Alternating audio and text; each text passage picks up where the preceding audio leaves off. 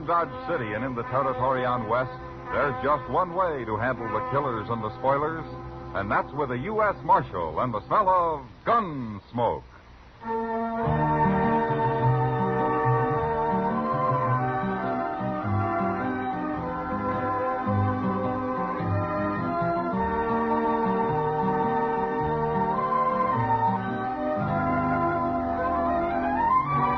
Gunsmoke, starring William Conrad. The story of the violence that moved west with young America. The story of a man who moved with it. Matt Dillon, United States Marshal.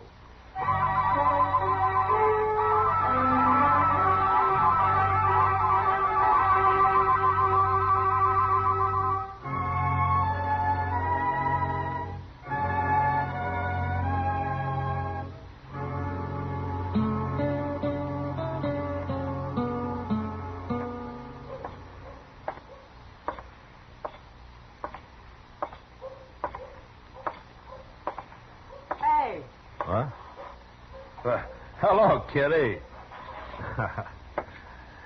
I didn't see you. You'll get shot someday walking around in days like that. You'll get sunstroke sitting out here in the heat and the dust. I don't see people in the daylight very often.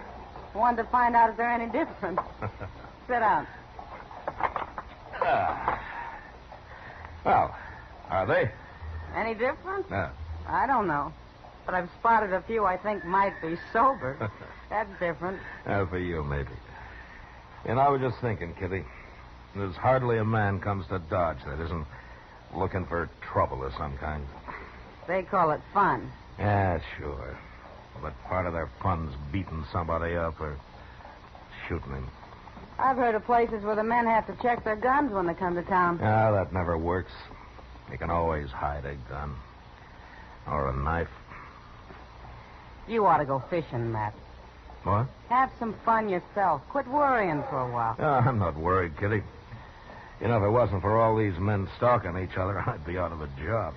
There are other jobs besides keeping the peace, Matt. Yeah, I've tried most of them in my time. Hey, Mr. Dillon? Oh, hello, Miss Kitty. Hello, Chester. Doc sent me to find you. There's an old man up in his office. Oh, what does he want me for? The old man's been shot. Shot? Yes, sir. Claims somebody tried to kill him. You mean he was ambushed? I guess he was. Anyway, it hit him in the neck. All right, Chester. I'll go back with you. He's got a friend with him, but they're both strangers around here. Now, you see what I mean, Kitty? Young or old, they're all looking for trouble. Maybe it'd help if we burned this place down. I'll sit here and think. See you about it later, Matt.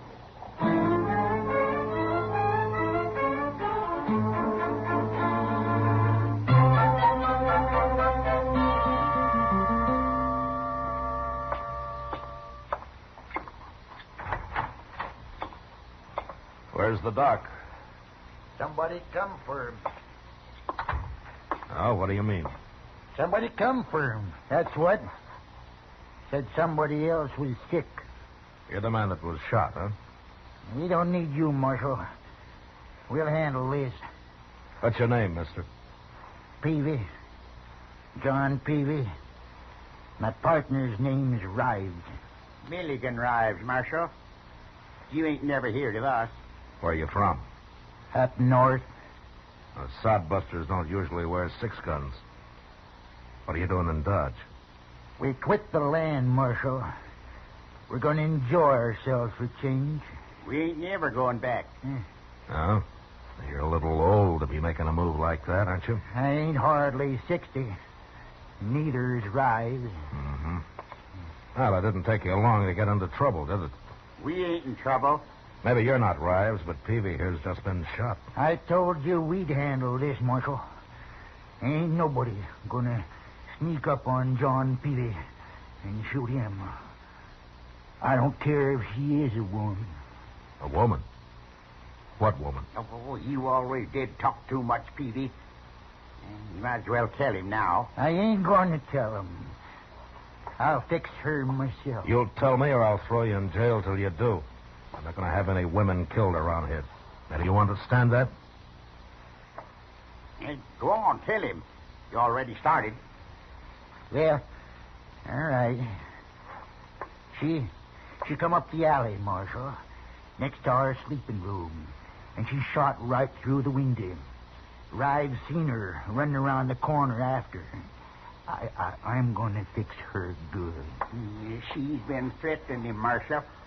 I hear to do it. Who is this woman? What's her name? She's one of them gals that works at the Texas Trail, Marshal. Name of Kitty.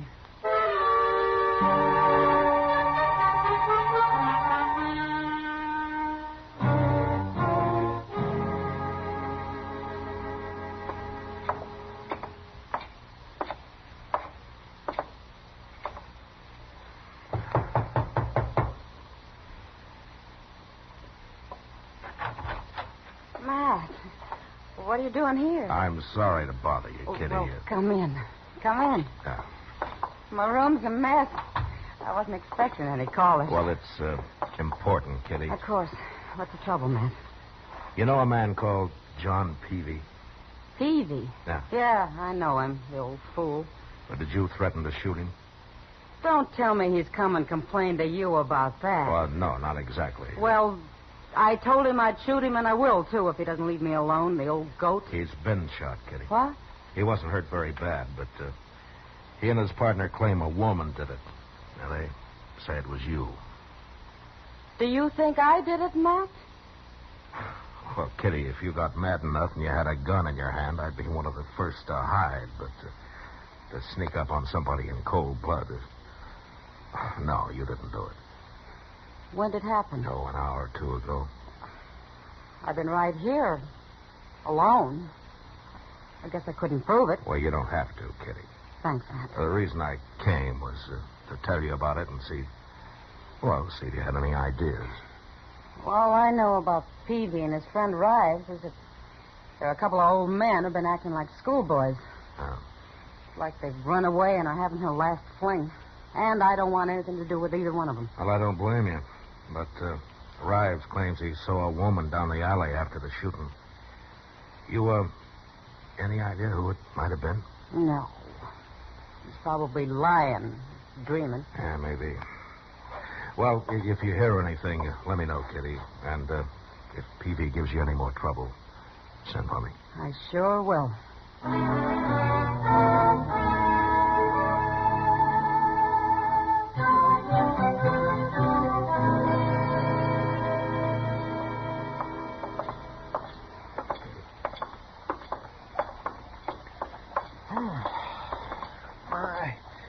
I ain't been up this early in the morning since I can remember, Mr. Dillon. Oh? How about last Sunday, Chester? Last Sunday? Yeah. Oh, well, that's different. That was still Saturday night, sort of. Hey, look. There comes Miss Kitty. What in the world's she doing up at this hour? She's in a hurry, whatever she's doing. Matt? Hello, Chester. Morning, Miss Kitty. What's the trouble, Kitty? Matt, somebody tried to shoot me. What? In my room, just a while ago. I had a pillow down by my feet. I guess they thought my head was there. They put a bullet right through it. What, did you see anybody? No, it came from outside. I didn't dare look out right away. It's kind of the same as happened to Peavy, Mr. Dillon. Yeah, maybe it was Peavy. He threatened something like this. I'm scared, Matt. Well, you should be. Chester. Yes, sir? You stay with Kitty. Don't let her out of your sight. I'm going after Peavy and Rives.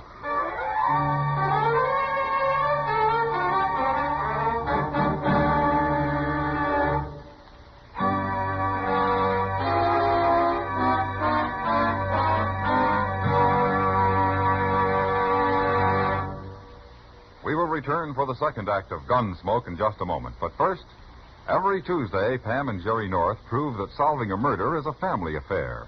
And on the same evening, John Lund, as yours truly, Johnny Dollar, brings us the thrilling details of his latest insurance fraud investigation. Now the second act of Gunsmoke.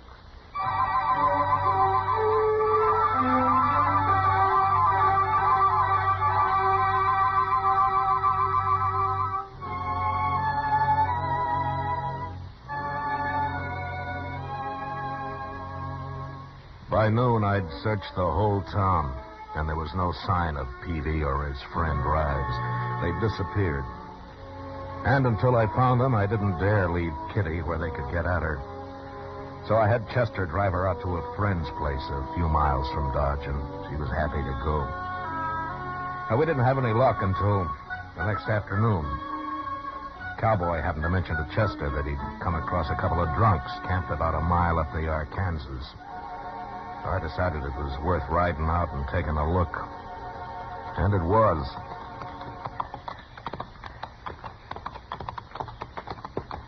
It's them, all right. Yeah, and they've seen us. Keep your head up now. You think they'll fight us? You never know.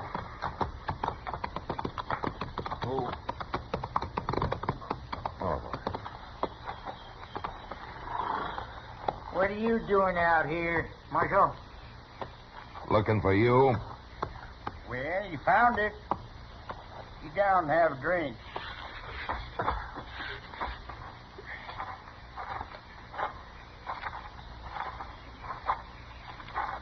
Well, what you got there? Corn liquor. Only about half a jug left, though. What's that other jug? We killed that yesterday. Here, have a swallow. Well, say now, that's right kind of... Chester. Yeah, but of course I don't drink before sundown. Leastwise, not very often. What'd you come out here for if you don't want to drink? How long have you men been here? Day before yesterday. Peavy's neck was bothering him, and I figured a couple of days in camp like this might ease it off some. I get to feeling better. I'm going back and teach that gal Kitty a lesson, though. I swear I am, Marshal. Somebody tried that this morning. Eh? What do you mean? She got shot at, Peavy, the same way you did. That don't make no sense. Why, he's just thinking you done it, Peavy. How could I do her? I've been laying here drunk for 2 days. Anyway, I wouldn't shoot no woman, Marshal. I beat 'em up a little, that's all. You know, knock 'em around. Well, what kind of men you think we are? I don't know. Why did you leave home in the first place? Yeah, home. Man don't live forever, Marshal. He's got to enjoy himself while he can. It Rives. You tell him what you told me. About them graves. Well, I was in the graveyard once, long time ago, and I noticed something I never forgot. No, sir. Never. Yeah, tell him, Rives. Well, Marshal, I looked around, and I seen that there was as many graves shorter than me as there was graves longer. And that got him to thinking about dying, Marshal. So, one day we decided to enjoy ourselves and quit working so hard. Hey, hand me that jug, Rives. Yeah, help yourself. Hold it a minute, Peavy. Huh? I want to tell you something. What? I'm going to leave you here, but if I see you around Dodge, either one of you, I'll throw you in jail. What for? We ain't done nothing. You have it in mind to beat up Kitty. And if you did that, I might kill you. So stay out of town. Come on, Chester.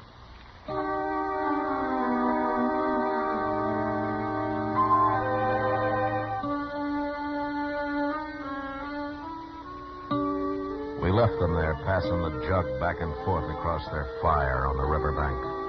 Talking of death, probably, and of the hard, empty lives that they'd had. And the prairie often left men a little too hungry and a little too dry. Chester and I were talking about it when we spotted a woman up ahead. She was walking after a saddle horse, which we figured must have thrown her and got loose. She was an old woman, and dressed for Sunday in a long black skirt and a big hat with a fancy pin stuck through it. I sent Chester to catch the horse while I rode up to her and dismounted. My friend will bring your horse back, ma'am.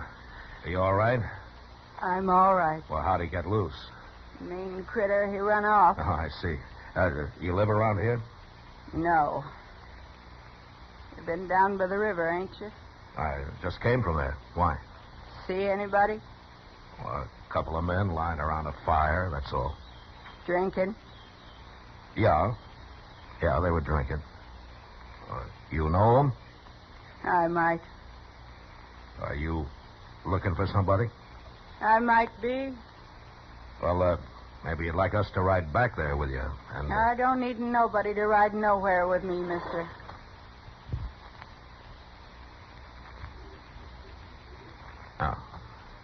Oh, what's your name, ma'am? What's my name? I don't take to scallywag cowboys asking me my name. Well, I'm sorry. I didn't mean to offend you. You didn't? Well, no, ma'am. Of course I didn't. What's yours? Matt Dillon, ma'am. Dillon. I heard that name somewhere. We won't be introduced proper unless you tell me yours. My name's Sabina Peavy. Ms. Peavy? I've been married 35 years, Dillon. Here he is, Mr. Dillon. Seems gentle enough. I'll hold him while you get back on, ma'am. I can manage. Hey, look what you've got tied to her saddle, Mr. Dillon. One of them old cavalry pistols. Yeah, grab it and put it in your belt, Chester. What? You heard me. Yes, sir. You put that back, you thief. What are you, anyways? Suppose you'll steal my horse next. I'm a U.S. Marshal, Miss Peavy. Everything's going to be all right.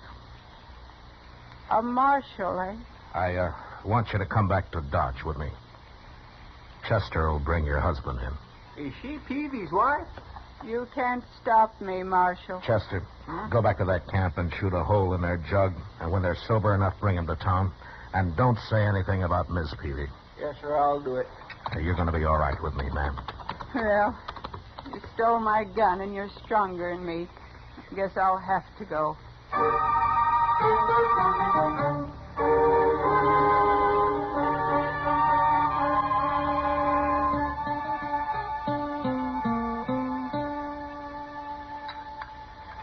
Shall I make another pot of coffee for us, ma'am? No. No, thanks, Dillon. Yeah. They ought to be here pretty soon. It's nearly evening. You'll tell that girl, Kitty, how sorry I am I tried to shoot her, won't you?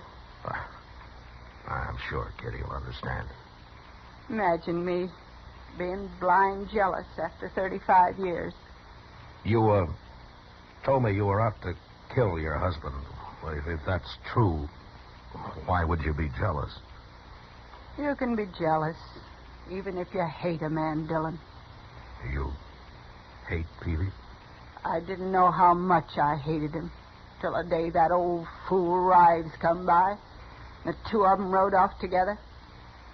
He come into the house and took the money and left, just like that. After 35 years.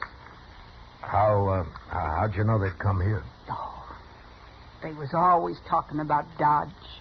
They was always talking about laying on the bank of the Arkansas and drinking corn liquor, too. I knowed where they was. You're mighty dressed up for a woman riding out to shoot a man. Well, it seemed fitting somehow. Only good clothes I ever owned, Dillon. Wore 'em when I left home, St. Louis. Yeah. Well, I'm glad I ran into you, Miss Peavy, before it was too late. I'll talk to him. I told you I would. But I ain't never going back to him. He's had his fun. Maybe he'll settle down now. Not with me, he won't. Dillon, I bore that man 13 children. 13? 11 of them died. And he beat me every time we lost one. Every time, Dillon. Oh, I see. Well, where are the other two? He ran them off. Don't know where they are. Yeah.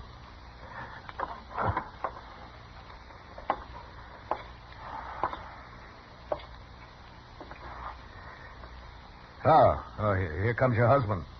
Looks like Chester's got him pretty sober. But I I don't want to talk to him in here in front of everybody. Well, you could go out back there in one of the cells, if you don't mind. Oh, what difference it makes? My hat on straight, Dillon? Yeah. Yes, ma'am, you look fine, ma'am. I'll wait out back.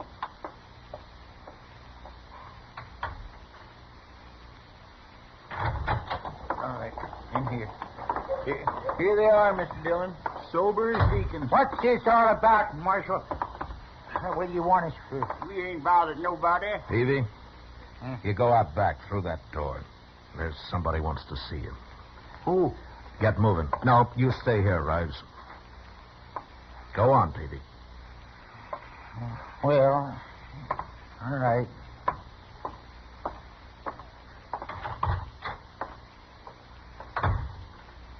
Who's out there, Marshal? His wife. What will I do with their guns, Mr. Dillon? Throw them in a drawer, Chester. Okay, sir.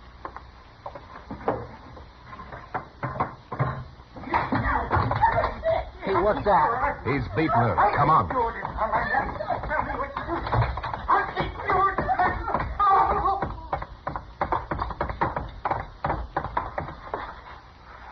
Look at Peavy. She knocked him out. I think I killed him, Dillon. Killed him? He sure looks dead. You stabbed him. I had been. He beat me for the last time. Said he was going to kill me. I put it right in his heart. You old devil, I'll bet you... No, you won't, Rives. Miss Peavy, you come with me. Chester, lock up Rives in another cell. What for? You can't lock me up. Oh, you ain't even armed, Rives. Get moving. I'm going to tell you I'm an innocent man. All right, Fred. Come into the office, man. Shut up. Your voice itches in my ears. I had to listen. He was going to kill me, Dillon. I know he was. Well, I shouldn't have let him be alone with you. You didn't know. What are you going to do with me now? You mentioned St. Louis, Miss Peavy. You have any people there? My sister. She's all that's left. Huh. Well, how'd you like to see her? You ain't holding me? It was self-defense. Then I can go. I'll hold Rives here till you're out of town. Oh, but I can't get to St. Louis. Took all her money when he run off. It's all spent. I know it. Miss Peavy, would you think I'm a scallywag cowboy if I offered to stake you to St. Louis? Thanks, Dillon. Wait till I tell my sister about you.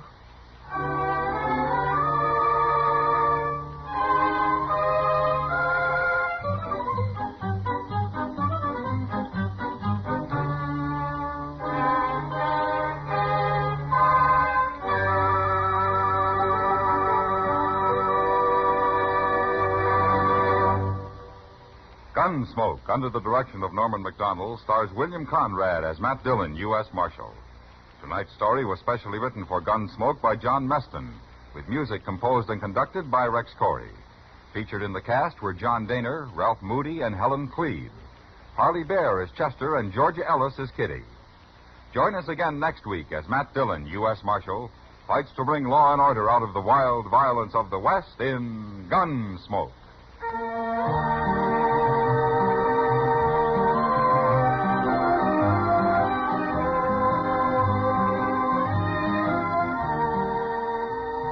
Silver, star of the Broadway and film versions of Top Banana, visits Mike Wallace on Stage Struck tomorrow over most of these same stations. George Walsh speaking. Stay tuned for Gangbusters, which follows in a few minutes over most of these same stations. This is the CBS Radio Network.